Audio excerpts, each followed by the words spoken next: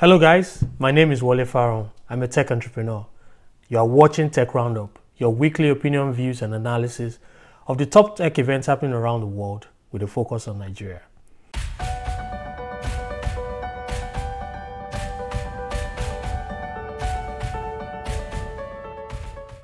On today's episode, we'll be reviewing the Lagos State ban on motorcycles and tricycles and the impact on the tech startup community. We'll talk about SMEs in Nigeria and how a startup is working to provide a one-stop platform for them. And finally, we'll review the impact of the extension of the new travel ban to Nigeria. Of course, looking at the technology side of things.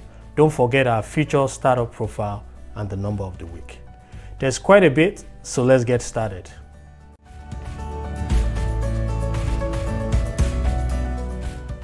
The official announcement of the ban on motorcycles and tricycles last week in Lagos has been a conversation starter anywhere you go lately. In fact, it's a trending story online right now. Many anticipated that the decision would be reversed before the February 1 implementation, but the ban still holds. The government emphasized that the decision for the ban was based on the rate of criminality and motorcycle accidents on the road across the state, reporting that between 2016 and 19, there were over 10,000 cases of reported accidents in general hospitals alone and over 600 deaths. I'm a bit skeptical about the validity of this data. If you live in Nigeria, you will know that many accident cases go unreported, and there's simply no incident reporting tool. The startup in the space have claimed that they recorded less than 0.01% of accident cases out of the 5 million aggregate rides done by the top 3 players. A total of 21 local governments, 11 major highways and 38 bridges in Lagos are affected by this ban, and only dispatch riders and logistic companies are exempted. I'm sure you know by now that the bike-hailing startups are severely impacted. There's no doubt that this ban has impacted commuters in Lagos, as many have resulted to walking really long distances or paying a lot more than the usual fare for transportation. Traffic situation has gotten worse than its usual state, so car owners in Lagos are not exempted from this splash. But on Tech Roundup, our focus will be on the impact this is having on the leading bike-hailing startups in the city. As a tech entrepreneur, I can see clearly how this quickly disrupts plans for the year, affecting all the numbers. I see how this can erode investors' confidence, not only in the vertical, but across technology investments in Nigeria. I've had time to think about this and to listen to many opinions on both sides of this. And after this deep consideration, these are my analysis of the issues. 1. Nigeria still has a long way to go to be a truly capitalist market. The role of government and regulation cannot be overemphasized, and a risk model on that must be incorporated into any major business plan or investment thesis. This goes beyond transportation. We've seen major pronouncements by the CBN and the NCC that have had far-reaching business implications just over the last few months. 2. Diversification is key in any unproven market or vertical, no matter how good the idea is and how well tested the pilot was. Until a market becomes really proven, and I mean proven, entrepreneurs must always create multiple revenue channels and must be prepared to pivot where necessary. And 3. Private-public engagement is key, and I said private first intentionally. We as entrepreneurs must create an engagement strategy with policymakers and be part of or possibly sponsor new policies before they are even announced. I've reached out to members of the management teams of the affected startups and will relay more information in subsequent episodes or on our website, TechRoundUp.tv.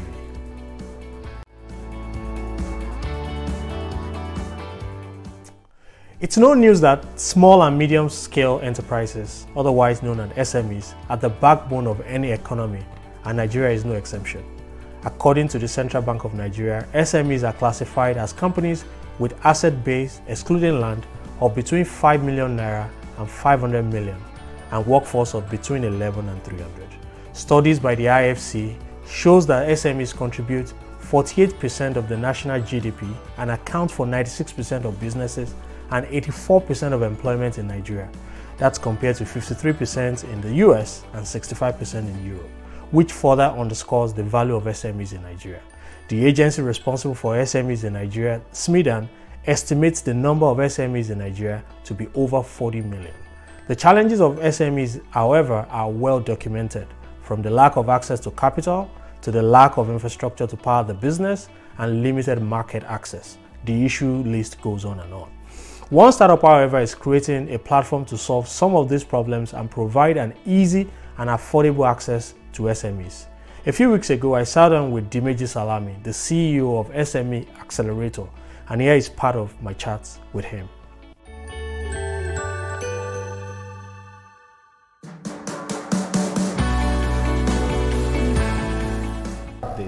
But what pain points specifically, specific to these SMEs or even the micro guys, by what I read, are you trying to solve with SME Accelerator?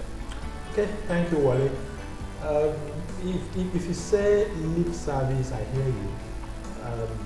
But I really want to tell the budding entrepreneurs out there that they should look beyond whatever rhetorics they are hearing from anywhere. Okay. The sky is big enough for all the birds to fly without colliding. The government is doing is the multinationals are doing theirs, and the SMEs also have enough space to do theirs. So what we are looking at to work along with MSMEs is how to package their offerings and how to run their businesses effectively. If you check it, an average entrepreneur in our client makes a little money after maybe a few executions, have some money, and the next thing the entrepreneur is looking at is getting a flashy car or whatever. But us, through this platform, we are going to provide opportunities for all these SMEs to meet seasoned business coaches, seasoned management consultants. The full episode of the interview will be released on TechRoundUp Talk on February 29, 2020.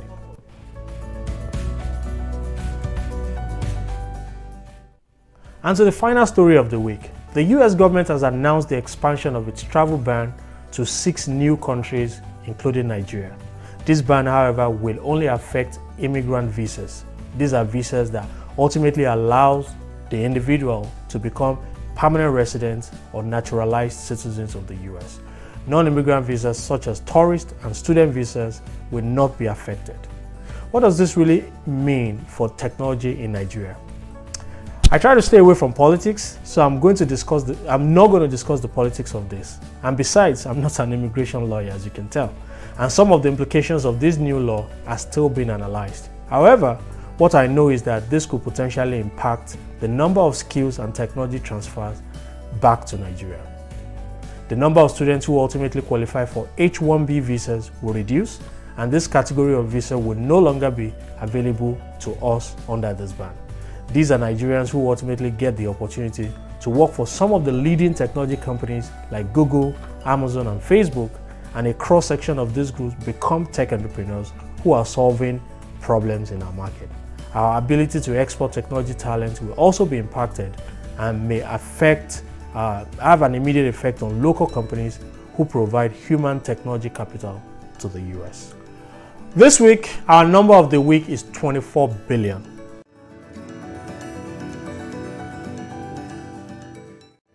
That's the amount remitted back home by Nigerians in the US in 2018.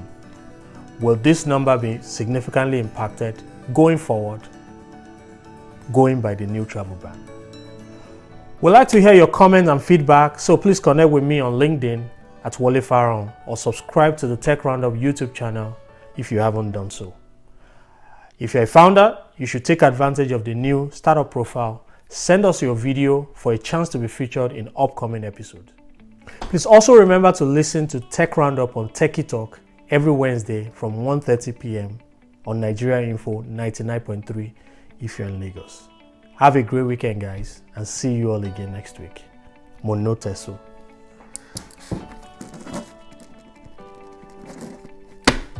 All right. Episode episode 5 done on season 2.